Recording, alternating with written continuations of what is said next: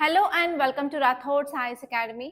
So ఈ రోజు మనం 12th జూలై 2024 రోజున కరెంట్ అఫైర్స్ని తెలుగులో చూద్దాం. సో నేను ఇక్కడ వచ్చేసి హైదరాబాద్ ఎడిషన్ తీసుకుంటున్నాను. సో మీరు ఈ హైదరాబాద్ ఎడిషన్ ఫ్రంట్ పేజ్ చూసినట్టయితే ఇక్కడ ఒక ఆర్టికల్, ఇది మనకి పాలిటీ పాయింట్ ఆఫ్ వ్యూలో చాలా ఇంపార్టెంట్. సో టైటిల్ వచ్చేసి కావేరీ ప్యానెల్ ఆస్ Karnataka to ensure flow of water for Tamil Nadu. So ఇక్కడ మీరు చూడాల్సింది ఏంటంటే ఫస్ట్ కీవర్డ్. సో కీవర్డ్ ఏంటి? రివర్ కావేరీ. అండ్ ఇంకో కీవర్డ్ వచ్చేసి ఇంటర్ స్టేట్ రివర్ డిస్ప్యూట్.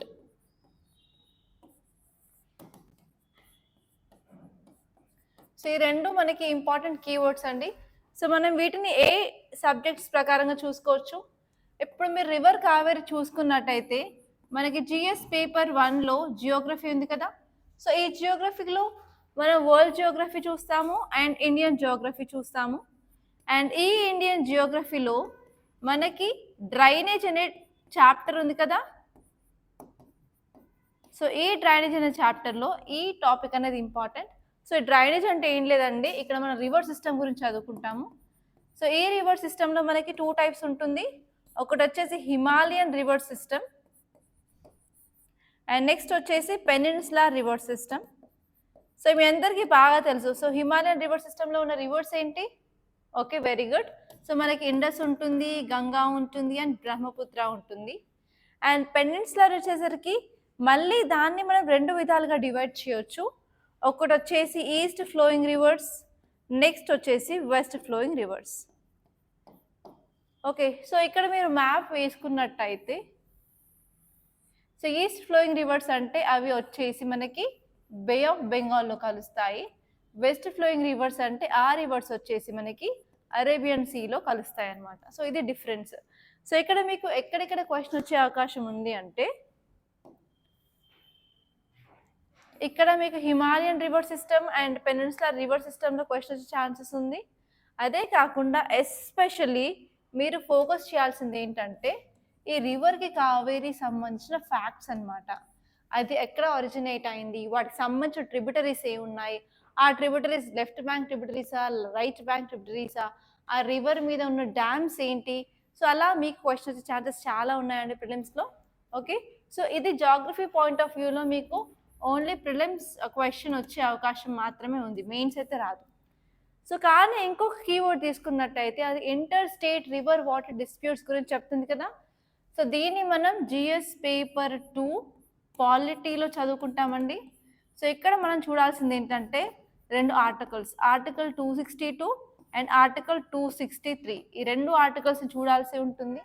అదే కాకుండా మనకి ఇంటర్ స్టేట్ రివర్ డిస్ప్యూట్ని క్లియర్ చేయడానికి మన ట్రిబ్యునల్స్ ఏంటి, ఆ ట్రిబ్యునల్స్ ఎప్పుడు వచ్చాయి, వాటి యొక్క వర్డిక్ట్ బైండింగ్గా కాదా అన్నది చూసుకోవాల్సి ఉంటుంది. అదే కాకుండా దీనికి సంబంధించిన యాక్ట్స్ కానీ ఏమైనా చట్టాలు ఉంటే ఒకసారి వాటిని కూడా చూసుకోవాల్సిన అవసరం అయితే ఉంది. సో ఇది అన్నది మన పాలిటీనే కాదు అండ్ ఈవెన్ గవర్నెన్స్లో కూడా మనకి ఇంపార్టెంటే అండ్ ఈవెన్ ఎన్వైరన్మెంట్ అండ్ ఈకాలజీలో కూడా చూసుకుంటాము. ఓకే, సో ఇలా మనం డిఫరెంట్ సబ్జెక్ట్ని కనెక్ట్ చేసుకునే సబ్జెక్ట్ టాపిక్ అనమాట ఇది. సో ఒకసారి దాన్ని క్లియర్గా తొందరగా వితౌట్ వేస్టింగ్ ఎనీ టైం చూసేద్దాము. సో ఈ ఆర్టికల్ ఏం చెప్తుంది అంటే నీటి కొరతపై కర్ణాటక ఆందోళన చేస్తున్నప్పటికీ తమిళనాడుకు జూలై 31 వరకు రోజు 11,500 క్యూసెక్ల నీటిని విడుదల చేయాలని కావేరీ ప్యానెల్ కర్ణాటకను ఆదేశించింది. సో ఈ ఆర్టికల్ ఏం చెప్తుందండి, ఈ రివర్ కావేరీ అనేది డిఫరెంట్ స్టేట్ మధ్యలో ఫ్లో అవుతుంది అండ్ ఈ డిస్ప్యూట్ వచ్చేసి కర్ణాటక అండ్ తమిళనాడు మధ్యలో అని తెలుస్తుంది. సో ఇప్పుడు ఏంటంటే ఈవెన్ ఈ కర్ణాటక అనేది వాటర్ షార్టేజ్ అనేది ఫేస్ చేస్తుంది. వాటర్ అనేది చాలా తక్కువగా ఉంది. అయినప్పటికీ ఇప్పుడు ట్రిబ్యునల్ ఏం చెప్పింది అంటే రోజుకి జూలై 31 వరకు 11,500 క్యూసెక్ల నీళ్లు విడుదల చేయాలని చెప్పి ఆదేశించడం జరిగింది. సో ఇప్పుడు మీరు కొన్ని కీ పాయింట్స్ ఇక్కడ చూసినట్టయితే మీకు ఏం తెలుస్తుంది అంటే సో వర్షాకాలం స్టార్ట్ అయింది, మాన్సూన్ అయినప్పటికీ ఈ డ్యామ్లోకి వచ్చే వాటర్ అనేది చాలా తక్కువగా ఉన్నాయి. సో చాలా తక్కువగా ఉన్నాయి కాబట్టి తమిళనాడు డిమాండ్ చేసే వాటర్ని వదలడానికి కర్ణాటక అనేది ఒప్పుకోవట్లేదని తెలుస్తుంది. సో ఏంటంటే మనకి డెఫిసిట్ అనేది కనిపిస్తుంది, తక్కువ మొత్తాన్ని నీరు ఇక్కడ రిజర్వాయర్లో ఉండడం వల్ల సో వాళ్ళు అనేది తమిళనాడు యొక్క డిమాండ్స్ని చేయలేకపోతున్నారు. అదే కాకుండా ఏంటంటే ఇంకొక ఛాలెంజ్ ఉంది, ఆల్రెడీ వాటర్ స్కార్సిటీ అనేది ఉంది, వాటర్ తక్కువ ఉంది, దాన్ని ఎలా మేనేజ్ చేయాలి అనే ఛాలెంజెస్ మాత్రం మనకి ఇప్పుడు ఉన్నాయి. అండ్ నెక్స్ట్ వచ్చేసి తమిళనాడు ఆర్గ్యుమెంట్ ఏం చేస్తుంది అంటే ఈ ట్రిబ్యునల్ అవార్డ్ని మనం కంపల్సరీ ఫాలో అవ్వాల్సిందే, మీరు ఈ లీగల్ అగ్రిమెంట్ ని ఫాలో అవ్వడం వల్ల ఇలాంటి రెండు స్టేట్స్ మధ్యలో, రెండు రాష్ట్రాల మధ్యలో ఉన్న డిస్ప్యూట్ని క్లియర్ చేయొచ్చు అని చెప్పి చెప్తుంది అనమాట. ఓకే, సో మనం ఒకసారి బేసిక్స్లోకి వెళ్దాం, basics of river Kaveri and also ఆ యాక్ట్ ఏమైతే ఉన్నాయో వాటిని ఒకసారి చూద్దాం. So central government using powers conferred by inter state river water disputes act. So actually మనకు ఒక చట్టం ఉందండి, ఇలా రెండు రాష్ట్రాల మధ్యలో నదీ జలాల వివాదం ఉన్నట్టయితే అది ఏ యాక్ట్ కింద, అది ఏ చట్టం కింద చూడబడుతుంది అంటే inter state river water disputes act of 1956 కింద చూడబడుతుంది అనమాట. సో దానివల్ల ఏంటంటే మనం 1990లో కావేరీ రివర్ డిస్ప్యూట్ ట్రిబ్యునల్ అనేది అరేంజ్ చేశాము, ఎందుకంటే ఫాస్ట్ జస్టిస్ కోసం, డెలివరీ ఆఫ్ జస్టిస్ కోసం ఇది చూస్తుంది. అదే కాకుండా ఈ inter state water dispute act అనేది ఎవరికి మొత్తం పవర్ ఇచ్చేసింది అంటే సెంట్రల్ గవర్నమెంట్కి పవర్ ఇచ్చేసింది. సో అందుకని ఆ యాక్ట్ ప్రకారం మన సెంట్రల్ గవర్నమెంట్ ఏదైనా సరే ట్రిబ్యునల్ అనేది క్రియేట్ చేయవచ్చు, ఆ ట్రిబ్యునల్ అనేది ఆ రెండు స్టేట్స్ మధ్యలో ఏమైనా డిస్ప్యూట్ ఉంటే దాన్ని కవర్ చేస్తుంది. సో ఏదైనా సరే ఈ ట్రిబ్యునల్ డెసిషన్ ఇచ్చిందంటే అది కంపల్సరీ ఫైనల్, దాన్ని రెండు రాష్ట్రాల వాళ్ళు కట్టుబడి ఉండాల్సిన అవసరం అయితే ఉందని ఇక్కడ మనకు చెప్తున్నారు. సో నెక్స్ట్ ఇప్పుడు చూసుకున్నట్టయితే కావేరీ రివర్ గురించి. సో కావేరీ రివర్ ఎక్కడ ఒరిజినేట్ అవుతుందండి, తలకావేరి, అది ఎక్కడుందంటే బ్రహ్మగిరి రేంజ్ వెస్టర్న్ ఘాట్స్లో ఉంది. సో ఇది మీకు ప్రిలిమ్స్ క్వశ్చన్గా కూడా రావచ్చు, సో దీని మీద కొంచెం ఫోకస్ చేయండి. అండ్ నెక్స్ట్ వచ్చేసి ఈ రివర్ ఏ రాష్ట్రాల మధ్యలో పాస్ అవుతుంది అంటే తమిళనాడు, కర్ణాటక, కేరళ అండ్ పుదుచ్చేరి. అండ్ అంతేకాకుండా ఇది ఒక east flowing river. East flowing river అంటే నేను చెప్పినట్టు ఎక్కడ కలుస్తుంది, బే ఆఫ్ బెంగాల్లో కలుస్తుంది. ఓకే, అండ్ ఈ కావేరీ రివర్ అనేది third largest river in south India after Godavari and Krishna.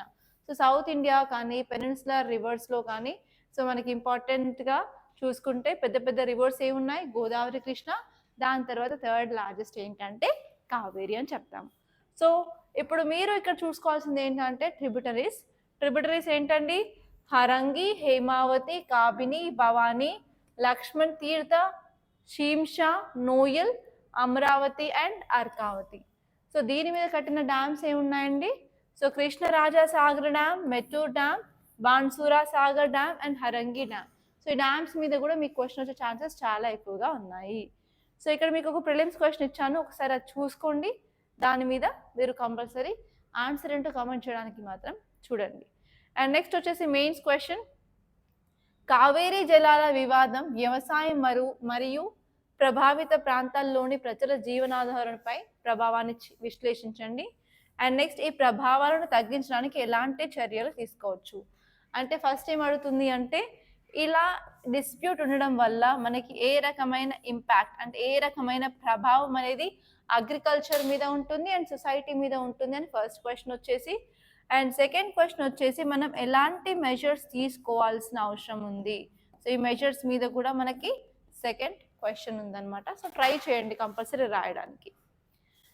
And next ఏంటంటే మీరు ఫ్రంట్ పేజ్ వదిలేసి వేరే పేజ్లో చూసినట్టయితే ఇక్కడ వెరీ ఇంపార్టెంట్ ఆర్టికల్ ఉంది, కానీ ఈ ఆర్టికల్ సేమ్ మన ఢిల్లీ ఎడిషన్లో లేదు, సో ఓన్లీ ఇది హైదరాబాద్ ఎడిషన్లో ఉంది కాబట్టి నేను తెలుగులో మాత్రం డిస్కస్ చేయడానికి ట్రై చేస్తున్నాను.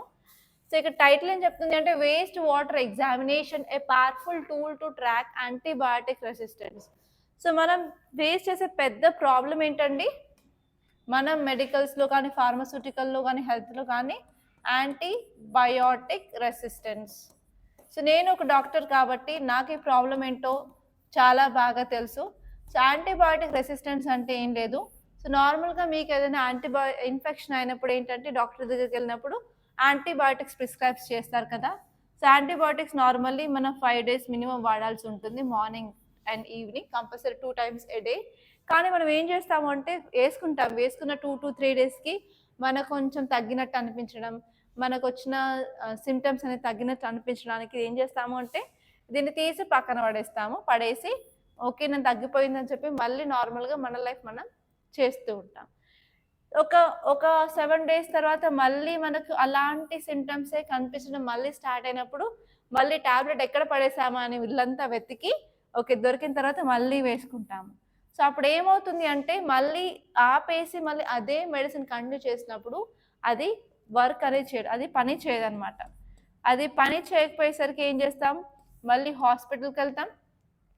హాస్పిటల్కి వెళ్తే మళ్ళీ టెస్టులు చేస్తారు అండ్ మళ్ళీ మనకి ఇంకొక న్యూ యాంటీబయాటిక్ ఇస్తారు.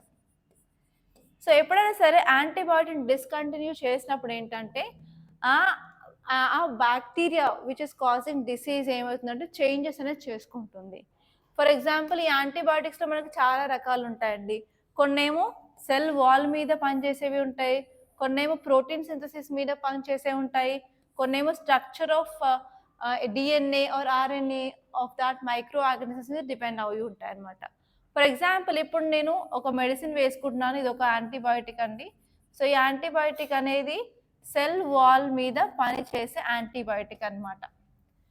అయితే ఏమవుతుంది, నేను ఒక 3 రోజులు వేసుకుంటాను, దాని తర్వాత నేను మానేశాను. ఓకే, దాని తర్వాత ఏమవుతుంది మళ్ళీ సిమ్టమ్స్ అనేవి పెరిగాయి. సో ఈ ఆపేసిన టైంలో ఏం చేస్తుంది అంటే ఇది ఇంకొక షీల్డ్ అనేది తయారు చేసుకుంటుంది. ఇది ఒక ప్రొటెక్టివ్ షీల్డ్ అనేది తయారు చేసుకోవడం వల్ల ఏమవుతుంది అంటే సో ఇంతకుముందు ఈ వైట్ కలర్ సెల్ వాల్ మీద యాక్ట్ చేసేది, దానివల్ల చనిపోయేది కదా. కానీ ఇప్పుడు ఏంటంటే దీని చుట్టూ ఇంకొక రెడ్ కలర్ ప్రొటెక్టివ్ వాల్ అనేది చేసుకుంది అనమాట ఈ బ్యాక్టీరియా సో. దానివల్ల ఏంటంటే ఇప్పుడు ఈ బ్యాక్టీరియాకి మనం ఇదేం అందిస్తే ఇది అసలు పని చేయదనమాట. దానికోసం ఏంటిది ఇంకొక మెడిసిన్ ఈ కొత్త వాల్ మీద పనిచేసేది మాత్రమే యూజ్ చేయాల్సి ఉంటుంది. సో ఇలా ఏంటంటే మనం సరిగ్గా మందులు ఎస్పెషల్లీ యాంటీబయాటిక్స్ వాడకపోవడం వల్ల ప్రతి ఒక్క మైక్రో ఆర్గానిజమ్స్కి యాంటీబయాటిక్ రెసిస్టెన్స్ అనేది వచ్చింది. అంటే చాలా యాంటీబయాటిక్స్ మన మెడికల్ షాప్లో ఉన్నవి ఇప్పుడున్న డిసీజెస్కి పని చేయకుండా పోయాయి. సో అంటే ఏంటంటే మనం ఇప్పుడు కొత్త వాటిని ఆల్టర్నేటివ్ వాటిని వెతుక్కోవాల్సి ఉంటుంది అన్నమాట. ఓకే, సో ఇది ఒక ఇంపార్టెంట్ ప్రాబ్లం. సో ఇప్పుడు ఈ ఆర్టికల్ ఏం చెప్తుంది అంటే సో మనం వేస్ట్ వాటర్ని కనుక ఎగ్జామిన్ చేసి అందులో ఉన్న బగ్స్ని ఐడెంటిఫై చేస్తే అట్లీస్ట్ మనం ఏ మైక్రో ఆర్గానిజమ్స్ అంటే బ్యాక్టీరియా కానీ వైరస్ కానీ ఏదైనా సరే ఏ యాంటీబయాటిక్స్కి రెసిస్టెన్స్ అనేవి డెవలప్ చేసుకున్నాయో మనం ఐడెంటిఫై చేసుకోవచ్చు అని చెప్పి ఈ ఆర్టికల్ చెప్పడం జరిగింది. సో ఈ ఆర్టికల్ వచ్చేసి మనకి సైన్స్ అండ్ టెక్నాలజీ అండ్ ఈ ఆర్టికల్ వచ్చేసి మనకి మెయిన్స్కి చాలా ఇంపార్టెంట్ అండి. And if you are from medical background compulsory మీ ఇంటర్వ్యూలో ఈ క్వశ్చన్ ఉంటుంది, what is this antibiotic resistance, what are the problems you are facing with this antibiotic resistance అని. దానికి మీరు కంపల్సరీ ప్రిపేర్ అవ్వాల్సి ఉంటుంది. అండ్ ఇక్కడ ఒక ఇమేజ్ నాకు చాలా నచ్చిందండి. ఈ ఇమేజ్ ఏంటి అంటే sculptures made up of scrap metal in Indira park in Hyderabad and we are promoting concept of waste to art and continue to mesmerize many morning walkers and visitors. So మీరు కనుక హైదరాబాద్లో ఉన్నట్టయితే ఎస్పెషలీ అశోక్ నగర్ అలా ఆర్టిస్ట్ క్రాస్ అలా ఉన్నట్టయితే ఒక్కసారి మార్నింగ్ వాక్కి ఇందిరా పార్క్కి వెళ్ళండి. సో అక్కడ మీకు ఇలాంటి ఇమేజెస్ చాలా కనిపిస్తాయి. సో ఇమేజెస్ ఏంటంటే వేస్ట్ నుంచి అవి ఒక ఆర్ట్ ఫామ్గా క్రియేట్ చేసినవి అనమాట. ఓకే, సో ఇలా మనం మీకు ఆల్రెడీ ఇంతకుముందు ఒకసారి నేను క్లాస్లో చెప్పాను ఏంటంటే ఎలక్ట్రానిక్ వేస్ట్ ఉంటుంది కదా, ఎలక్ట్రానిక్ వేస్ట్ని మనం ఎలా యూజ్ చేసుకోవచ్చు అని. సో ఇలా మనం వేస్ట్ టు ఆర్ట్ని కూడా యూజ్ చేయొచ్చు అని ఒక ఎగ్జాంపుల్గా చెప్పొచ్చు. సో ఇక్కడ మీరు ఇందిరా పార్క్ని కూడా ఎగ్జాంపుల్గా మీరు కోట్ చేయొచ్చు అనమాట. సో అందుకని తీసుకున్నాను. అండ్ మీరు ఇంకా వేరే పేపర్లోకి వెళ్ళినట్టయితే సో నెక్స్ట్ వచ్చేసి ఎడిటోరియల్ పేజ్. సో ఈవెన్ ఈ హైదరాబాద్ పేజ్లో కూడా అంత ఇంపార్టెంట్ ఆర్టికల్స్ ఏం లేవండి. Okay, let us move on. Okay, మీరు ఎడిటోరియల్ పేజ్లోకి వెళ్తే ఇక్కడ మనకు కొన్ని ఆర్టికల్స్ ఇంపార్టెంట్గా కనిపిస్తున్నాయి. సో ఫస్ట్ ఏంటంటే సెక్యులర్ రెమెడీ. సో ఈ ఆర్టికల్ ఏంటంటే నిన్నటి ఆర్టికల్ కంటిన్యూయేషన్. దేని గురించి అంటే maintenance for divorced Muslim women.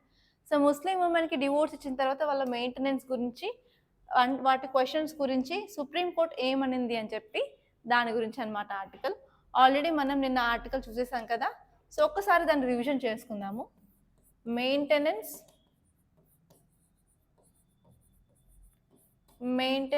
Law versus section 125 of CrPC. So first of all ఈ మెయింటెనెన్స్ లా అనేది ఎలా వచ్చిందో చూద్దాము. సో దానికి ఏంటంటే మీరు ఒక కేసు అనేది కంపల్సరీ గుర్తుంచుకోవాలి.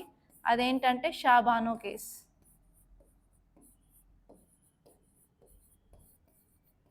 సో షాబాను అనే ఒక ముస్లిం ఆవిడ, ఆమెకి 5 పిల్లలు అనమాట.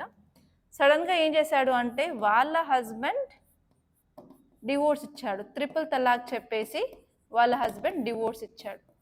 సో అప్పటికి ఆమెకి 5 పిల్లలు. సో 5 పిల్లల్ని మెయింటైన్ చేయాలి ఒక తల్లి అంటే చాలా కష్టం కదా. అప్పుడు ఆమె ఏం చేస్తుంది అంటే నాకు మెయింటెనెన్స్ కావాలి అని వాళ్ళ హస్బెండ్ని అడుగుతుంది. అప్పటికి ఎలాంటి మెయింటెనెన్స్ యాక్ట్ అనేది లేదనమాట. సో మెయింటెనెన్స్ ఇవ్వను అంటే తను వెళ్ళి కోర్టులో కేసు వేస్తుంది. సో కోర్టులో కేసు వేసిన తర్వాత కోర్టు ఏం చెప్తుంది అంటే ఎస్ మనకి సెక్షన్ 125 సిఆర్పిసి ఉంది కదా, సో దాని ప్రకారం నీకు మెయింటెనెన్స్ అనేది రావాలి అని చెప్పి కోర్టు చెప్పింది అనమాట. సో కోర్టు చెప్పిన తర్వాత మన గవర్నమెంట్ ఏం చేసింది అంటే ఒక లా అనేది పాస్ చేసింది. ఆ లా ఏంటంటే maintenance law for divorced Muslim women. So ఆ మెయింటెనెన్స్ లా ప్రకారం ఏంటి అంటే ఓన్లీ డివోర్స్ అయినాక ఫస్ట్ 3 నెలలు మాత్రమే వాళ్ళకి మెయింటెనెన్స్ అని వస్తుంది. ఆ మెయింటెనెన్స్ ఏంటంటే వాళ్ళు ఇచ్చిన డౌరీ ప్రకారం ఉంటుంది అని చెప్పింది అనమాట. ఆ 3 నెలల తర్వాత వాళ్ళు మ్యారేజ్ చేసుకోవచ్చు, రీమ్యారేజ్ చేసుకునేంత వరకు వాళ్ళకి మెయింటెనెన్స్ అనేది ఇస్తారు అని చెప్పింది. కానీ ఇక్కడ వచ్చేసరికి ఇప్పుడు మళ్ళీ రీసెంట్గా ఒక తెలంగాణ కేసు అనేది సుప్రీంకోర్టు దాకా వెళ్ళింది. సో తెలంగాణ ఒక అతను ఫ్యామిలీ కోర్టులో చెప్పారు ఏంటంటే నేను మెయింటెనెన్స్ లా ప్రకారం ఇస్తాను, సెక్షన్ 125 ప్రకారం ఇవ్వను అని చెప్తారు. సేమ్ అదే కేసు మళ్ళీ హైకోర్టులోకి వెళ్తుంది. హైకోర్టు కూడా అదే చెప్తుంది ఏంటంటే నువ్వు సెక్షన్ 125 ప్రకారం ఇవ్వాలి, మెయింటెనెన్స్ లా కాదు అని. సో ఫైనల్గా అదే వ్యక్తి సుప్రీంకోర్టుకి రీచ్ అవుతాడు. సుప్రీంకోర్టు కూడా అదే చెప్తుంది అనమాట. ఓకే, సో ద డిఫరెన్స్ ఏముంది అంటే ఇక్కడ మెయింటెనెన్స్లో ఓన్లీ ఫస్ట్ 3 నెలలు దాన్ని ఇబ్బదత్ పీరియడ్ అంటారు, ఆ పీరియడ్లోనే ఇస్తారు. కానీ ఇక్కడ సెక్షన్ 125 వచ్చేసరికి ఇక్కడ అమౌంట్ అనేది కోర్టులో ఉన్న జడ్జ్ అనేది డిసైడ్ చేస్తారు అనమాట. ఓకే, సో ఇదన్నమాట కాన్సెప్చువల్ క్లారిటీ మీరు తెచ్చుకోవాల్సింది. సో దీన్ని ఒకసారి క్లియర్గా చూద్దాం. ఈ టాపిక్ ఎక్కడ వస్తుంది అండి మీకు అంటే పాలిటీ జిఎస్ పేపర్ 2లో వస్తుంది. సో ఇక్కడ మతపరమైన వ్యక్తిగత చట్టం ప్రకారం విడాకులు తీసుకున్నప్పటికీ criminal procedure code CrPC section 125 ప్రకారం తన భర్త నుంచి మెయింటెనెన్స్ పొందేందుకు ముస్లిం మహిళకు అర్హత ఉంది అని చెప్పి మన సుప్రీంకోర్టు అనేది జడ్జ్మెంట్ ఇవ్వడం జరిగింది. సో ఆల్రెడీ ఇది మనకి నిన్ననే చదువుకున్నాం కదా, బట్ ఆ కేసుకి సంబంధించిన డీటెయిల్స్ కొంచెం క్లియర్గా చూద్దాము. సో ఆ కేసు ఏంటంటే Mohammed Abdul Samad versus state of Telangana 2024. So ఈ కేసులో ఏం జరిగిందంటే ఫ్యామిలీ కోర్ట్ ఇచ్చిన ఆర్డర్ని అప్పీల్ ద్వారా హైకోర్టుకి వెళ్తారు, హైకోర్టు నుంచి మళ్ళీ అప్పీల్ చేసి సుప్రీంకోర్టుకి వెళ్తారు. ప్రతి కోర్టులో సేమ్ అదే చెప్పారు ఏంటంటే సెక్షన్ 125 సిఆర్పిసి ప్రకారం మెయింటెనెన్స్ అనేది ఇవ్వాలి అని. అర్థమైందా? సో ఇదొకటి మీరు చూసుకోవాల్సిన విషయం అనమాట, అంతే. సో ఇప్పుడు నేను ఇక్కడ ఒక మెయిన్స్ క్వశ్చన్ ఇచ్చాను, ఒకసారి చూడండి. ముస్లిం మహిళల విడాకుల హక్కుల పరిరక్షణ చట్టం 1986 రూపకల్పనపై షాబానో కేసు యొక్క చిక్కులను చర్చించండి. సుప్రీంకోర్టు తీర్పు శాసన ప్రక్రియను ఎలా ప్రభావితం చేసింది? సో ఒకసారి కంపల్సరీ ఈ క్వశ్చన్కి మాత్రం ఆన్సర్ రాయడానికి తప్పకుండా ట్రై చేయండి. ఓకే, సో నెక్స్ట్ ఇంకొక ఆర్టికల్ చూద్దాం. సో నెక్స్ట్ ఆర్టికల్ వచ్చేసి breaking taboo around men's reproductive health. So ఈ ఆర్టికల్ కూడా చాలా చాలా ఇంపార్టెంట్ అండి. సో మనం మెన్ యొక్క రీప్రొడక్టివ్ హెల్త్ గురించి కూడా తెలుసుకోవడం అనేది చాలా ఇంపార్టెంట్.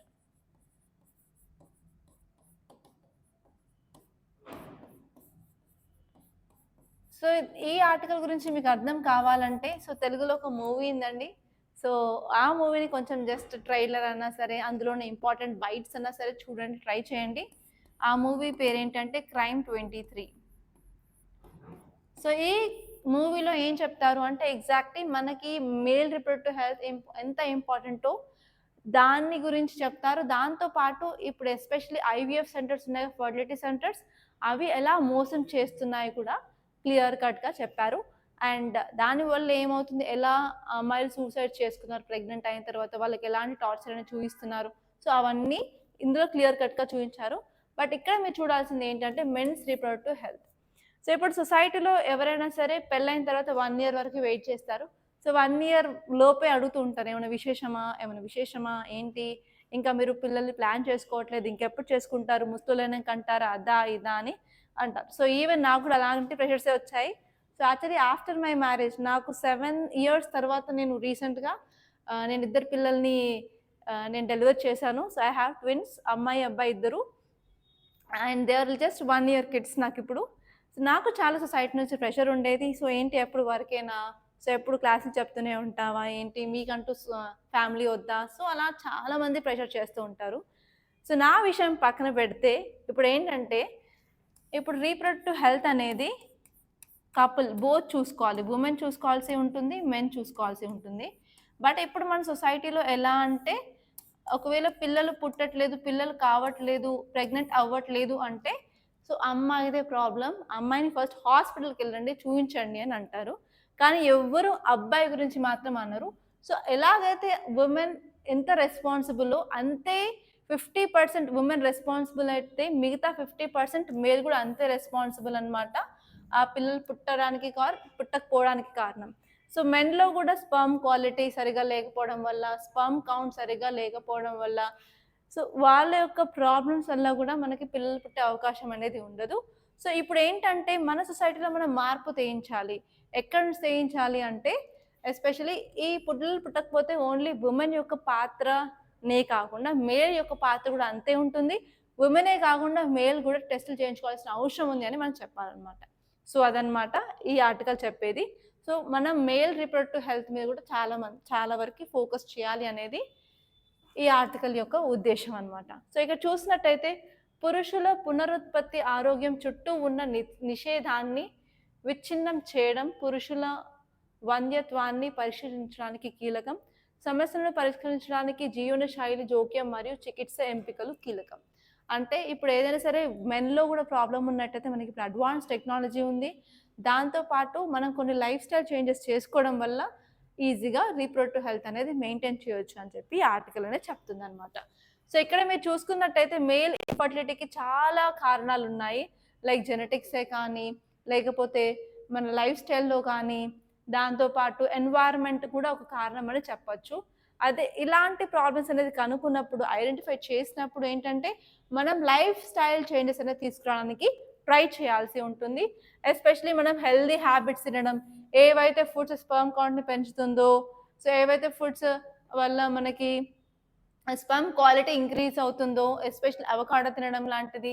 అదే కాకుండా మనకి ఎప్పుడైనా సరే స్ట్రెస్ ఎక్కువ ఫీల్ అయినప్పుడు కూడా మనకి స్పర్మ్ కౌంట్ మీద ఇంపాక్ట్ ఉంటుంది. సో అలాంటి చేంజెస్ అనేది తీసుకురావాలి.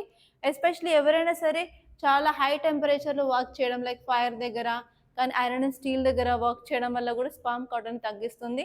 సో అలాగే చాలామంది మీరు ఏం చేస్తూ ఉంటారంటే, సాఫ్ట్వేర్ ఇంజనీర్స్ అయితే మీ ల్యాప్ మీద, అంటే మీ కాళ్ళ మీ తొడల మీద ఈ ల్యాప్టాప్ పెట్టుకొని చాలా గంటలు పనిచేయడం వల్ల అక్కడ నుంచి హీట్ వస్తుంది కదా, దానివల్ల కూడా మీ స్పర్మ్ కౌంట్, స్పర్మ్ క్వాలిటీ మీద అనేది ఇంపాక్ట్ ఉంటుందన్నమాట. సో ఏంటంటే అలాంటి చిన్న చిన్న చేంజెస్ చేసుకోవడం వల్ల మన మేల్ రీప్రొడక్టివ్ హెల్త్ని పెంచుకోవచ్చు అని చెప్పి ఈ ఆర్టికల్ చెప్తుంది. అదే కాకుండా మనకి చాలా ట్రీట్మెంట్ ఆప్షన్స్ ఉన్నాయి. సో ట్రీట్మెంట్ తీసుకోవడానికి మాత్రం వెనక పడద్దు, ఓకే, వెనుగని చేయకూడదు. సో ఇలాంటి సొసైటీలో ఉన్న ఇంపాక్ట్స్ అయినా సరే మనం ముందుకు తీసుకురావాలి అని చెప్పి చెప్తున్నారు. మనకి ICSI అని, IUI అని, అదే కాకుండా IVF అనే టెక్నాలజీస్ ఉన్నాయి. సో వీటి వల్ల ఏంటంటే రీప్రొడక్టివ్ రేట్ని పెంచవచ్చు అని చెప్పి ఈ ఆర్టికల్ అనేది చెప్తుంది అనమాట. ఓకే, సో నెక్స్ట్ వచ్చేసి ఇక్కడ నేను కాజెస్ చెప్పాను. సో మేల్ ఇన్ఫర్టిలిటీకి రీజన్స్ ఏంటంటే ఆల్కహాల్ ఎక్కువ తాగడం వల్ల, స్మోకింగ్ వల్ల, అండ్ ఆల్సో మనకి ఒబేసిటీ, ఎక్కువ వెయిట్ ఉండడం వల్ల, ఏజ్ ఇంక్రీజ్ అవ్వడం వల్ల, సో అలా స్ట్రక్చరల్ డిఫెక్ట్స్ ఏమైనా రీప్రొడక్టివ్ సిస్టంలో ఉండడం వల్ల, సో రిలేషన్షిప్ వల్ల కూడా మనకి చాలాసార్లు ఇలాంటి ఇష్యూస్ అనేవి వస్తాయన్నమాట. సో నెక్స్ట్ వచ్చేసి మీరు వేరే ఆర్టికల్ చూసుకున్నట్టయితే ఎస్, ఈ ఒపీనియన్ పేజ్లో should states get special packages outside finance commission allocations అని అంటున్నారు. సో ఇక్కడ వచ్చేసరికి ఏంటి అంటే మనకి కీవర్డ్ ఫినాన్స్ కమిషన్. ఏంటండి కీవర్డ్? ఫినాన్స్ కమిషన్ అనేది మన కీవర్డ్ అనమాట. సో ఈ కీవర్డ్ని మనం ఏ ఏ సబ్జెక్ట్స్లో యూజ్ చేసుకోవచ్చు చెప్పండి ఫాస్ట్గా. ఫినాన్స్ అంటే కంపల్సరీ గుర్తొచ్చేది జిఎస్ పేపర్ 3 ఎకానమీ కదా. సో ఎకానమీలో మనం ఫినాన్స్ కమిషన్ గురించి చదువుతాం. అదే కాకుండా మనం జిఎస్ పేపర్ 2 పాలిటీ కూడా ఉంది కదా, పాలిటీలో కూడా మనం కాన్స్టిట్యూషనల్ బాడీస్ అనే టాపిక్ చదువుతాం. Okay, constitutional bodies. సో ఇక్కడ కూడా ఈ టాపిక్ అనేది చాలా ఇంపార్టెంట్. ఎందుకంటే ఫినాన్స్ కమిషన్ అనేది ఒక కాన్స్టిట్యూషనల్ బాడీ. ఏ ఆర్టికల్ గురించి చెప్తుందండి? Article 280 and article 281. ఈ రెండు ఆర్టికల్స్ ఈ ఫినాన్స్ కమిషన్ గురించి చెప్తాయన్నమాట. సో మీరు ఎప్పుడైనా సరే ఫినాన్స్ కమిషన్ గురించి ఆన్సర్ రాసినప్పుడు మాత్రం ఇంట్రొడక్షన్లో ఈ ఆర్టికల్ 280తో స్టార్ట్ చేస్తే మంచిగా ఉంటుంది, మీకు మంచి మార్క్స్ వస్తాయి. ఓకే, సో ఎకానమీలో మీరు చూడాల్సినవి రెండు ఇంపార్టెంట్ కాన్సెప్ట్స్ అండి. ఏంటంటే హారిజాంటల్ డెవల్యూషన్ అంటే ఏంటి, నెక్స్ట్ వచ్చేసి వర్టికల్ డెవల్యూషన్ అంటే ఏంటి. వర్టికల్ డెవల్యూషన్ అంటే ఏంటి, హారిజాంటల్ డెవల్యూషన్ అంటే ఏంటి. సో ఇక్కడ మీరు పాలిటీలో చూసుకున్నట్టయితే ఏ ఆర్టికల్స్ దీని గురించి మాట్లాడుతూ ఉన్నాయి and composition of this financial commission, ఎవరెవరు అసలు మెంబర్స్ ఉంటారు, చైర్మన్ ఎవరు, వాళ్ళని ఎవరు అపాయింట్ చేస్తారు, వాళ్ళ టెన్యూర్ ఎన్ని ఇయర్స్ ఉంటుంది, దాంతోపాటు వాళ్ళు రీఅపాయింట్మెంట్కి ఎలిజిబులా కాదా, దాంతోపాటు వాళ్ళ యొక్క రోల్స్ అండ్ రెస్పాన్సిబిలిటీస్ ఏంటి, వాళ్ళ యొక్క రోల్స్ అండ్ రెస్పాన్సిబిలిటీస్ ఏంటి. సో ఇవన్నీ మీరు చూసుకోవాల్సిందనమాట. సో ఇలా మీరు డిఫరెంట్ డైమెన్షన్స్లో ఈ ఆర్టికల్ని చూడాల్సిన అవసరం అయితే ఉంది. సో ఈ ఆర్టికల్ ఇప్పుడు న్యూస్లో ఎందుకు ఉంది అంటే రెండు స్టేట్స్ కారణంగా. సో మనకి ఇప్పుడు 16th ఫినాన్స్ కమిషన్ రికమెండేషన్స్ వస్తాయి కదా త్వరలో. సో ఇప్పుడు ఏంటంటే రెండు స్టేట్స్, ఒకటేమో బీహార్, ఒకటేమో ఆంధ్రప్రదేశ్. సో ఈ రెండు రాష్ట్రాలు ఏం చేస్తున్నాయంటే మాకు స్పెషల్ ప్యాకేజ్ కావాలి, ఈ ఫినాన్స్ కమిషన్ ఇచ్చే రికమెండేషన్సే కాకుండా మాకు కొంత స్పెషల్ ప్యాకేజ్ కావాలి అని చెప్పి ఈ రెండు స్టేట్స్ అనేది అడగడం జరుగుతుంది. సో దీంట్లో వీళ్ళకి వస్తుందా రాదా అని ఇప్పుడు డిబేట్ అనమాట. సో మనం వస్తుందా రాదా పక్కన పెట్టేసి మిగతా మన సబ్జెక్ట్కి ఏమేమైతే ఇంపార్టెంటో అవి మాత్రమే చూద్దాం. ఓకే, సో దీని ఒకసారి క్లియర్గా చూసినట్టయితే ఇప్పుడు డిబేట్ అనేది జరుగుతుందన్నమాట. ఈ స్టేట్స్ బీహార్, ఏపీ అనేది వాటికి స్పెషల్ ప్యాకేజెస్ వస్తాయా రావా apart from finance commission recommendations అనేది ఇప్పుడు జరుగుతుంది. సో ఇప్పుడు మీరు చూసుకున్నట్టయితే ఫినాన్స్ కమిషన్ అనేది ఈ ఫండ్స్ని సెంటర్ నుంచి స్టేట్కి అలాట్ చేయడం జరుగుతుంది. ఓకే, సో దానికి ఒక డిస్క్రిషనరీ ట్రాన్స్ఫర్స్ కూడా ఉన్నాయి. బట్ ఇప్పుడు ఏంటంటే మనం ఉన్న ఫినాన్షియల్ కండిషన్లో ఈ డిస్క్రిషనరీ ట్రాన్స్ఫర్స్ అనేవి చాలా లిమిటెడ్గా ఉన్నాయని చెప్తున్నారు. సో అదే కాకుండా ఇప్పుడు చూసుకున్నట్టయితే బీహార్ అనేది చాలా ఫిజికల్ కెపాసిటీ ఇష్యూస్ అనేది ఫేస్ చేస్తుంది. అదే కాకుండా చాలా డెవలప్మెంటల్ ఇష్యూస్ అనేవి ఫేస్ చేస్తుంది అని చెప్పి ఆర్టికల్ చెప్తుంది అనమాట. ఓకే, సో ఇప్పుడు మీరు చూసుకున్నట్టయితే అసలు మెంబర్స్ ఎవరండి, మనకి చైర్మన్ ఉంటారు, చైర్మన్తో పాటు నలుగురు వేరే వాళ్ళు ఉంటారు. వీళ్ళందరినీ అపాయింట్ చేసేది ఎవరు అంటే ప్రెసిడెంట్ అనమాట. ఓకే, ప్రెసిడెంట్ అపాయింట్ చేస్తారు. అండ్ ఈ మెంబర్స్ అందరూ లైక్ చైర్మన్ కానీ అదర్ మెంబర్స్ కానీ మళ్ళీ వాళ్ళు రీఅపాయింట్మెంట్కి కూడా ఎలిజిబుల్గానే ఉంటారు. సో ఈ రెండు పాయింట్స్ అనేవి మీరు చూసుకోవాలి. సో అదే కాకుండా ఇప్పుడు మీరు కొన్ని పాయింట్స్ చూసుకున్నట్టయితే finance commission of India static portion చూసుకున్నట్టయితే ఇది అనేది ఒక క్వాసీ జ్యుడిషియల్ బాడీ అని అంటారు. సో ఇది ఎస్పెషలీ మన కాన్స్టిట్యూషనల్ బాడీ అంటారు, ఎందుకంటే ఆర్టికల్ 280 అండ్ ఆర్టికల్ 281 రెండు మాట్లాడుతున్నాయి కాబట్టి ఇది మన కాన్స్టిట్యూషనల్ బాడీ అని చెప్తారు. అండ్ ఇది ఒక పర్మనెంట్ బాడీ ఏం కాదు.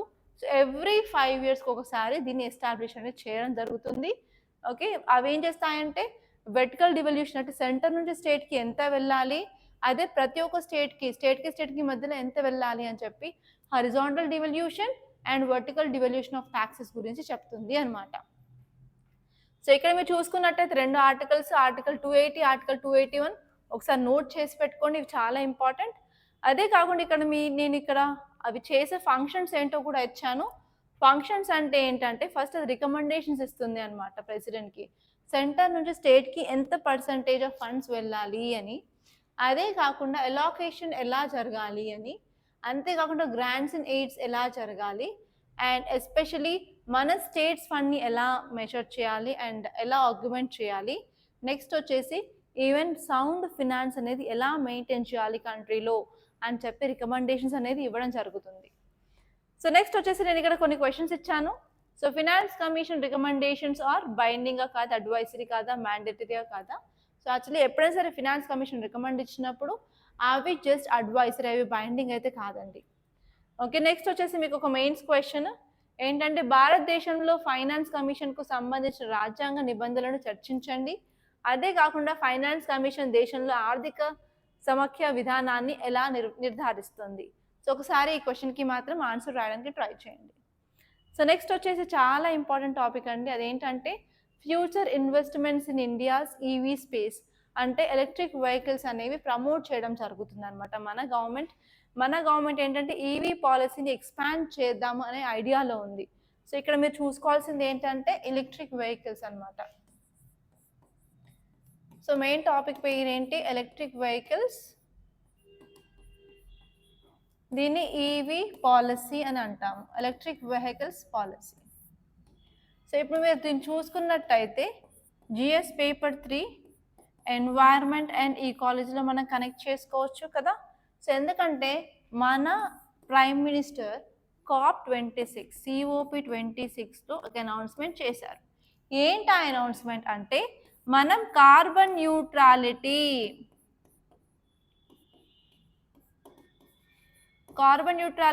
కాకుండా మనం దాన్ని నెట్ జీరో ఎమిషన్స్ అని కూడా అంటాం. సో నెట్ జీరో కానీ కార్బన్ న్యూట్రాలిటీ ఎప్పుడు అచీవ్ చేస్తామని చెప్పామండి? 2070లో మేము అచీవ్ చేస్తామని చెప్పాము. అదే చైనా అయితే 2060లో అచీవ్ చేస్తాము అని చెప్పారు. యూరోపియన్ కంట్రీస్ అయితే 2050లో అచీవ్ చేస్తాము అని చెప్పారు. సో అలా చేయడానికి మనం కొన్ని స్టెప్స్ తీసుకోవాలి కదా, అచీవ్ చేయాలి కదా. సో అందుకని ఏంటంటే మనం ఎలక్ట్రిక్ వెహికల్స్ని ప్రమోట్ చేయడం జరుగుతుంది అనమాట. ఓకే, కానీ ఈ ఆర్టికల్ ఏం చెప్తుంది అంటే సరే ప్రమోట్ చేయొచ్చు, కానీ మనకి చాలా చిక్కులు ఉన్నాయి, మనకి చాలా ఛాలెంజెస్ ఉన్నాయి. ఆ ఛాలెంజెస్ని ఈ ఆర్టికల్లో చెప్పారనమాట. ఓకే, ఒకసారి దాన్ని క్లియర్గా చూద్దాం. సో స్థానిక ఉత్పత్తిలో పెట్టుబడుల కోసం రెట్రోస్పెక్టివ్ ప్రయోజనాలకు చేర్చడానికి భారత ప్రభుత్వం తన ఈవీ విధానాన్ని విస్తరిస్తుంది. సో మనం ఏంటంటే చాలా ఇన్వెస్ట్మెంట్స్ అనేవి అట్రాక్ట్ చేసుకోవాలి. ఇన్వెస్ట్మెంట్స్ అట్రాక్ట్ చేసుకున్నప్పుడు మనం ఏంటంటే మ్యానుఫ్యాక్చరింగ్ ఇంక్రీజ్ చేసుకోవచ్చు, డొమెస్టిక్ ప్రొడక్షన్ అనేది ఇంక్రీజ్ చేసుకోవచ్చు అనమాట. సో అందుకని ఏంటంటే మనం ఈ ఈవీ పాలసీని ఎక్స్పాండ్ చేయడానికి ట్రై చేస్తున్నాము. సో ఈ విధానం స్థానిక తయారీని మెరుగుపరచడం, అదే కాక సాంకేతికను స్వీకరించడం మరియు తక్కువ ఖర్చులను పెంచడం లక్ష్యంగా పెట్టుకుంది. సో ఇక్కడ మూడు ఇంపార్టెంట్వి ఉన్నాయండి. ఫస్ట్ ఏంటంటే మనం డొమెస్టిక్ ప్రొడక్షన్ ఇంక్రీజ్ చేయడం, నెక్స్ట్ టెక్నాలజీని తేవడం, అదే కాకుండా నెక్స్ట్ అంటే తక్కువ ఖర్చుతో ఉండాలి. ఎందుకంటే ఇండియాలో మైండ్ సెట్ ఏముంటుంది, ఏదైనా సరే తక్కువకి వస్తుంది అంటే ఈజీగా సేల్స్ అనేవి ఎక్కువ అవుతాయి. సో అది కూడా వెరీ ఇంపార్టెంట్ కదా. సో అదే కాకుండా మీరు కొన్ని ఇంపార్టెంట్ పాయింట్స్ చూసినట్టయితే సో మనకి ఉన్న ప్రాబ్లమ్స్ ఏంటి, ఈ ఎలక్ట్రిక్ వెహికల్స్ సెక్టార్లో మనం చాలా తక్కువ ఇన్వెస్ట్మెంట్ని అట్రాక్ట్ చేస్తున్నాము. సో నెక్స్ట్ వచ్చేసి ఏంటంటే ప్రాపర్గా మనకి ఎలక్ట్రిక్ వెహికల్స్ పాలసీ అనేది ప్రాపర్గా లేదు ఇండియాలో. అదే మనం యూరోప్తో పోల్చుకున్నా కూడా యూరోపియన్ కంట్రీస్లో ప్రొడ్యూస్ చేసే ఎలక్ట్రిక్ వెహికల్స్ కూడా చాలా కాస్ట్ ఉన్నాయి. సో అక్కడే ఒక టెక్నాలజీ ఉన్నప్పటికీ కాస్ట్ ఉంది, మన దగ్గర ఇంకా టెక్నాలజీ లేదు. సో ఆబ్వియస్లీ కాస్ట్ అనేది ఎక్కువ ఉండడం జరుగుతుంది అని చెప్పి అది కూడా ఒక ఛాలెంజ్ లాగా చెప్తున్నారు. సో ఇవన్నీ ఛాలెంజెస్ని తగ్గించడానికి మనం ట్రై చేయాలని చెప్పి ఆర్టికల్ చెప్తుంది అనమాట, అంతే సింపుల్. నెక్స్ట్ ఆర్టికల్ వచ్చేసి why are dengue cases on the rise in worldwide. So across the world అన్ని దేశాలలో ఏంటంటే మనకి ఇంక్రీజ్ అనేది జరుగుతుంది. ఏం ఇంక్రీజ్ అవుతుంది అంటే డెంగ్యూ కేసెస్ అనేవి ఇంక్రీజ్ అవుతున్నాయి. సో అందుకే జిహెచ్ఎంసీ కానీ వేరే వేరే కంట్రీస్ కానీ ఏం చేస్తున్నాయంటే దోమల్ని అరికట్టడానికి చాలా ట్రై చేస్తున్నాయి. అండ్ ఈవెన్ దోమల్ని అరికట్టడానికి మనం జెనెటిక్ ఇంజనీరింగ్ టెక్నిక్స్ కూడా యూజ్ చేస్తున్నాం కదా. ఫర్ ఎగ్జాంపుల్ ఓల్బచియా టెక్నిక్, మనం బ్యాక్టీరియాని యూజ్ చేస్తున్నాము, అవునా. సో అలాగే మనం ఎందుకు ఇప్పుడు డెంగ్యూ కేసెస్ ఇంక్రీజ్ అవుతున్నాయంటే రెండు ఇంపార్టెంట్ రీజన్స్ వల్ల. ఒకటి వచ్చేసి క్లైమేట్ చేంజ్, ఒకటి వచ్చేసి population movements and urbanization. So ఈ వీటి వల్ల ఎస్పెషల్లీ డెంగ్యూ కేసెస్ అనేది ఇంక్రీజ్ అవుతున్నాయని చెప్తున్నారనమాట. సో అర్బనైజేషన్ అంటే ఏంటి, పట్టణీకరణ, and next one is population ఎక్కువ అటు ఇటు మూవ్ అవడం వల్ల ఏంటంటే ఎస్పెషల్లీ మస్కిటో బ్రీడింగ్ కావడానికి మంచి ఎన్వైరన్మెంట్ అనేది క్రియేట్ అవుతుంది. దానివల్ల డెంగ్యూ కేసెస్ అనేవి ఇంక్రీజ్ అవుతున్నాయి. అదే కాకుండా క్లైమేట్ చేంజ్ అనేది జరుగుతుంది. So climate change, weather patterns అనేవి షిఫ్ట్ అవ్వడం వల్ల ఎస్పెషల్లీ ఏడెస్ ఈజిప్టే మస్కిటో అనేది చాలా స్ప్రెడ్ అవుతుంది. సో ఆ దోమ కాటు వల్లే మనకి డెంగ్యూ అనేది వస్తుంది అనమాట. సో డెంగ్యూ వచ్చిన తర్వాత మనకి ఎలాంటి సైన్స్ సింటమ్స్ ఉంటాయండి? ఎలాంటివి అంటే మనకి హెడేక్ రావడం కానీ, మజిల్ పెయిన్ కానీ, అండ్ ఇంటర్నల్గా మన పేగులలో రక్తం పోవడం అంటే ఇంటర్నల్ బ్లీడింగ్ కానీ అలాంటివి జరుగుతూ ఉంటాయి. సో డెంగ్యూకి ప్రాపర్గా మన దగ్గర ట్రీట్మెంట్ లేదండి. సో మనకి ఎలాంటివైతే సిమ్టమ్స్ ఉన్నాయో ఆ సిమ్టమ్స్ని క్యూర్ చేయడానికి సిమ్టమాటిక్ ట్రీట్మెంట్ మాత్రమే ఉంటుంది. అండ్ ఎస్పెషల్లీ మనకి ఏంటంటే ప్లేట్లెట్స్ అనేవి చాలా తగ్గిపోతాయి డెంగ్యూ వ్యాధి వస్తే. సో ఈ డెంగ్యూ ఇప్పుడు నార్మల్గా అసలు యూరోప్లో రాదు, అండ్ మెడిటరేనియన్ సీ రీజన్లో రాదు, అండ్ అమెరికాలో రాదు. కానీ ఇప్పుడు ఆ కొత్త ప్రాంతాలలో కూడా చాలా వ్యాపిస్తుంది అనమాట. ఇది ఒక ప్రాబ్లం. సో దీనికి మనం ఏం చేయాలండి, సర్వేలెన్స్ చేయాలి, ప్రాపర్గా సర్వేలెన్స్ ఉండాలి. అదే కాకుండా ఇమీడియట్గా రెస్పాన్స్ అనేది ఉండాలి. అండ్ నెక్స్ట్ వచ్చేసి కమ్యూనిటీ ఎంపవర్మెంట్ కూడా ఉండాలి. సో ఇలాంటి స్టెప్స్ తీసుకోవడం వల్ల మనం ఈ డెంగ్యూని కొంతవరకు అరికట్టచ్చు అని చెప్తున్నారు అనమాట. సో ఎస్పెషలీ మనం పబ్లిక్ మెజర్స్ని తీసుకోవడం అనేది జరగాలి. సో ఎస్పెషలీ ఇప్పుడు తమిళనాడులో ఏం చేస్తున్నారు అంటే ఈ అవుట్ బ్రేక్స్ ఆఫ్ డెంగ్యూ ఇన్ఫెక్షన్ని ఎవ్రీ 5 yearsకి తగ్గిస్తూ ఉంటారు. సో అలాంటి కొంచెం మిటిగేషన్ ఎఫర్ట్స్ కూడా డిఫరెంట్ కంట్రీస్లో తీసుకోవడం వల్ల వాళ్ళు కూడా ఇలాంటి ప్రాబ్లమ్ని అరికట్టొచ్చు అని చెప్తున్నారు. సో ఇక్కడ నేను ఒక క్వశ్చన్ ఇచ్చాను, which gene editing technology has been explored for controlling the population of Aedes aegypti. So దీనికి ఏంటి అంటే ఆన్సర్ CRISPR-Cas9 అండి. అదే కాకుండా నేను ఇక్కడ మెయిన్స్ క్వశ్చన్ ఇచ్చాను, దానికి కూడా ఆన్సర్ రాయడానికి అయితే కంపల్సరీ ట్రై చేయండి. సో చెప్పండి మీలో ఎంతమందికి అనాలిసిస్ అనేది యూజ్ అవుతుంది? సో ఫ్రాంక్గా, ఎందుకంటే మీ రెస్పాన్స్ అనేది చాలా ఇంపార్టెంట్. సో మీ రెస్పాన్స్ బట్టే నేను ఇది కంటిన్యూ చేయాలా లేకపోతే డిస్కంటిన్యూ చేయాలా అని ఆలోచిస్తాను. ఓకే, అండ్ నెక్స్ట్ ఇప్పుడు మీరు హైదరాబాద్ పేపర్ చూసుకున్నట్టయితే ఇక్కడ మీకు ఒక మంచి ఇమేజ్ కనిపిస్తుంది, ఎలిఫెంట్ వాటర్లో ఉన్నట్టు. సో ఎలిఫెంట్ వాటర్లోకి వెళ్ళి స్నానం చేయడానికి కాదండి. సో యాక్చువల్లీ ఫ్లడ్స్ అనేవి జరుగుతున్నాయి. ఎక్కడ అంటే అస్సాం రీజియన్లో ఎక్కువ వర్షం కారణంగా ఏంటంటే బ్రహ్మపుత్ర రివర్ అనేది పొంగుతుంది. సో అందుకని ఏంటంటే ఇక్కడ కాజిరంగా నేషనల్ పార్క్ ఐడియా ఉంటుంది కదా. సో కాజిరంగా నేషనల్ పార్క్లో చాలా జంతువులు అనేవి చనిపోవడం జరుగుతుంది. సో ఎన్ని జంతువులు అంటే అరౌండ్ 174 ఎనిమల్స్ అనేవి చనిపోయాయి. ఎనిమల్సే కాదు, ఈవెన్ అరౌండ్ 84 మంది జనాలు కూడా చనిపోయారు. దాంతోపాటు 24 లక్షల పీపుల్ని వేరే చోటుకి తరలించారనమాట. అంత సివియర్గా ఫ్లడ్స్ అనేవి జరుగుతున్నాయి. సో మీరు ఒకవేళ ఆ ఏరియాకి మెజిస్ట్రేట్ అయితే మీరు ఎలాంటి స్టెప్స్ తీసుకుంటారు అని జస్ట్ ఒక 5 to 10 పాయింట్స్ అనేవి రెడీ చేసి పెట్టుకోండి. అండ్ ఇప్పుడు మీరు మూవ్ అయితే ఇక్కడ ఒక ఆర్టికల్ యాక్చువల్లీ నేను ఇంగ్లీష్లో మిస్ అయ్యాను. సో ఏంటి అంటే controversial probationary IAS officer joins duty. So actually ఈ IAS officer actually from 2023 batch అండి. 2023 బ్యాచ్ IAS ఆఫీసర్ ఎవరైతే ఉన్నారో ఆమె పేరు పూజా ఖెడ్కర్. సో తను ఏంటంటే మహారాష్ట్రలో తన IAS ఆఫీసర్, కానీ ఇక్కడ తను ఏంటంటే చీటింగ్ చేసి పాస్ అయింది. సో ఎలా చీటింగ్ చేసింది అంటే తను ఒక ఫేక్ సర్టిఫికేట్స్ని పెట్టిందనమాట. తను విజువల్లీ ఇంపైర్డ్ అనే ఫేక్ సర్టిఫికేట్ పెట్టింది. దానితో పాటు ఏంటంటే తన యొక్క సొంత లగ్జరీ ఆడి కార్కి పైన రెడ్ లైట్ పెట్టించుకుంది. అండ్ అదే కాకుండా ఏంటంటే ట్రైనింగ్ ఆఫీసర్స్కి లేని క్లెయిమ్స్ అన్ని తను చేయించుకుంది. అంటే separate house, separate office, and separate maid, and even constable security అవన్నీ పెట్టించుకుంది అనమాట. జస్ట్ ట్రైనింగ్ ఆఫీసర్, ఈవెన్ తనకి ఇంకా డైరెక్ట్ పోస్ట్ కూడా రాలేదు.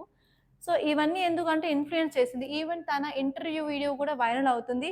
తన ఇంటర్వ్యూ వీడియోలో తను ఏం చెప్పింది అంటే యాక్చువల్లీ తన ఫాదర్ ఈజ్ IAS ఆఫీసర్ అండి. సో తను ఆల్రెడీ తన ఫాదర్ కూడా ఎలక్షన్స్లో కంటెస్ట్ చేశారు. కొన్ని వందల కోట్లు ఉన్నాయని చెప్పి ఎలక్షన్స్లో తన ఉంది అంతా. కానీ తన ఇంటర్వ్యూలో ఏం చెప్పింది అంటే నేను మా ఫాదర్తో ఉండట్లేదు, మదర్తో ఉంటున్నాను, సో వాళ్ళు డివైడ్ అయ్యారు అని చెప్పి ఇన్కమ్ 0 అన్నట్టు చూపించుకుంది అనమాట.